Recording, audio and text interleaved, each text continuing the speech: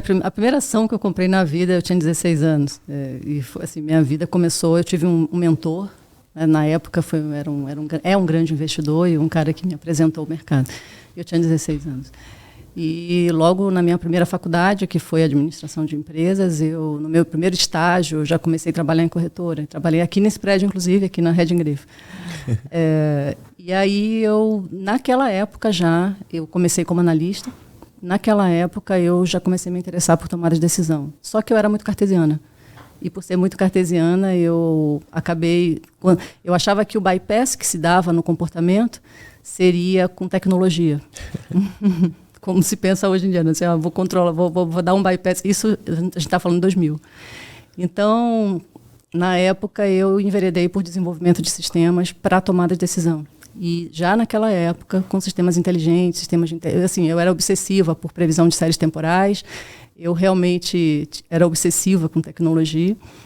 E por ser analista, tanto gráfica quanto fundamentalista, eu resolvi desenvolver todas as tecnologias que você possa imaginar. Eu fiz isso para uso próprio, depois isso eu derivei para fornecer para o mercado, ou seja, algumas corretoras usaram, inclusive em OEM.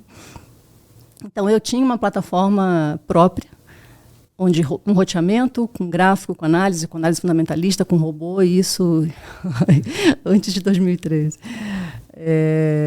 E eu fiz tudo isso porque eu realmente queria facilitar essa coisa da tomada de decisão. Foi aí que um dia caiu a ficha de que eu queria entender os sistemas biológicos, porque eu já estudava os sistemas neurais, as redes neurais, desde o começo das redes neurais. E aí eu queria entender os sistemas biológicos. Tomei coragem, peguei um dinheiro onde eu podia ficar um tempo sem trabalhar e fui fazer uma terceira graduação em biociências. Você saiu do hardware técnico ali para o hardware biológico. O hardware biológico, e eu costumo dizer que eu continuo fazendo a mesma coisa. Olha que interessante, uma vez numa aula eu tive esse insight, disse assim, eu passei muitos anos desenvolvendo trading systems e eu faço a mesma coisa hoje, só que com as pessoas. Perfeito. E, na verdade, eu continuo desenvolvendo sistemas, só que biológicos. Então, é muito louco essa rima, né? Na verdade, isso não foi consciente, completamente consciente. E aí eu fui para a Universidade de São Paulo, comecei a estudar biociências e me apaixonei. Então, hoje, quando me perguntam assim, Daniela, você se sente o quê? Eu sou bióloga. Eu sou bióloga em todos os sentidos, assim, eu sou apaixonada. Fui por causa da neurobiologia, mas eu sou apaixonada por biologia como um todo, em todas as suas vertentes. Mas a neurobiologia da tomada de decisão é minha área de estudo. E aí tem todo um mundo paralelo que está envolvido por trás disso, que é quais são os mecanismos neurobiológicos que o cérebro que acontecem quando o cérebro toma uma decisão. E aí, está vendo que eu estou falando a palavra, quando o cérebro toma uma decisão, a gente já está tirando a primeira disruptura, né? A gente já está tirando aquele conceito de eu, né? E aí começam muitas disrupturas, assim,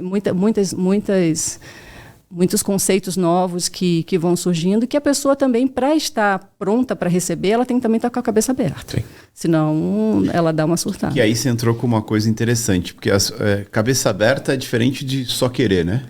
Cabeça aberta é completamente diferente de só querer. Porque a pessoa fala, não, eu quero dar certo no mercado financeiro. Né? Mas será que ela está disposta a todo o processo, inclusive está aberta, com a cabeça aberta para se mudar, se alterar, abrir mão de quem ela é pelo que ela vai se tornar? Inclusive o querer dentro do cérebro é uma coisa muito interessante. O querer e a expectativa são coisas muito diferentes. O querer por si só, o cérebro é assim. Vamos falar agora do querer e da expectativa. O cérebro ele é um modelo dinâmico que se autorreconfigura permanentemente.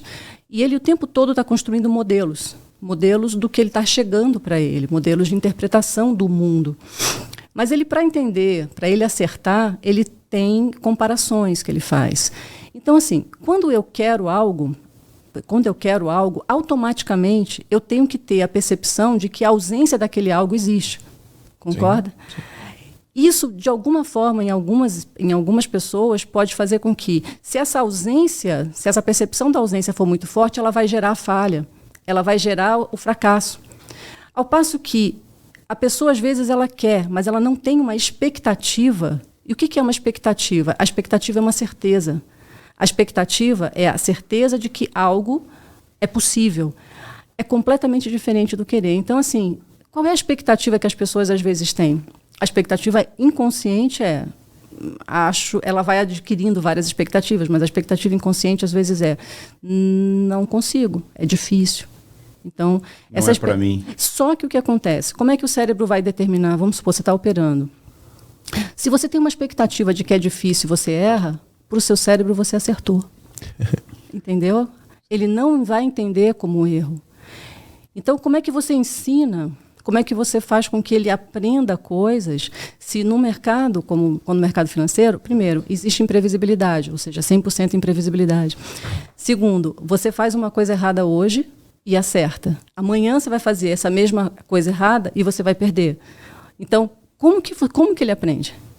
Como que você faz um sistema aprender se você hoje faz algo e funciona, certo, e a mesma coisa você faz amanhã e não funciona? Então, você tem que dar bypass nisso. Então, o que mais acontece se a sua expectativa é de perda, isso num nível inconsciente e consciente, se você perder, você acertou. Checkmate, você acertou. O seu cérebro disse, ok, é assim que vai ser.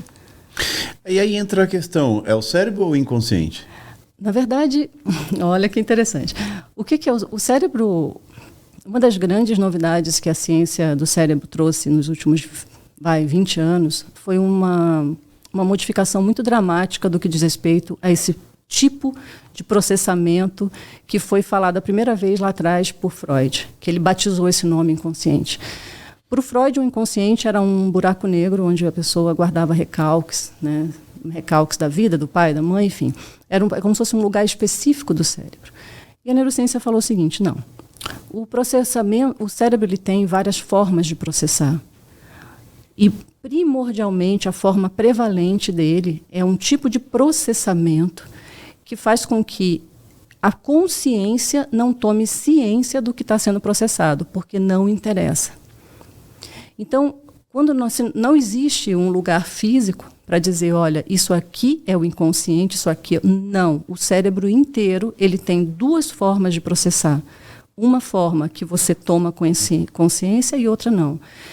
É possível mensurar as proporções, e as proporções hoje são 98% aproximadamente processa sem você saber. Faz coisas que você não tem a menor ideia. Então, como atravessar a rua, por exemplo? Não, como tudo, inclusive as decisões que você toma. Inclusive as decisões que você toma na mesa de operações. Mas isso é baseado em experiências. Tudo é baseado. O inconsciente é vivência, ou não? O inconsciente é 100% vivências do que você, principalmente vivências de coisas que você absorveu, querendo ou não. Muitas vezes a gente tem um monte de registros que estão ali inacessíveis a gente, de coisas que provavelmente você falou, eu não gosto disso. Tudo que você dirige sua atenção com força, você vai fazer com que aquilo fique registrado. Quer coisas que você goste, quer coisas que você não gosta. Se você dirige sua atenção, a regra do cérebro para onde você dirige a atenção, ele entende que você quer aquilo. Não importa se aquilo é bom ou se aquilo é ruim. A gente comenta aqui, se você acha que você pode, você está certo. Se você acha que você não pode, você também está certo. Sim, porque esse conceito... A tomada de decisão é feita por células. Então, o que seria, para uma célula, o conceito de certo e errado? Esse conceito ele é inexistente.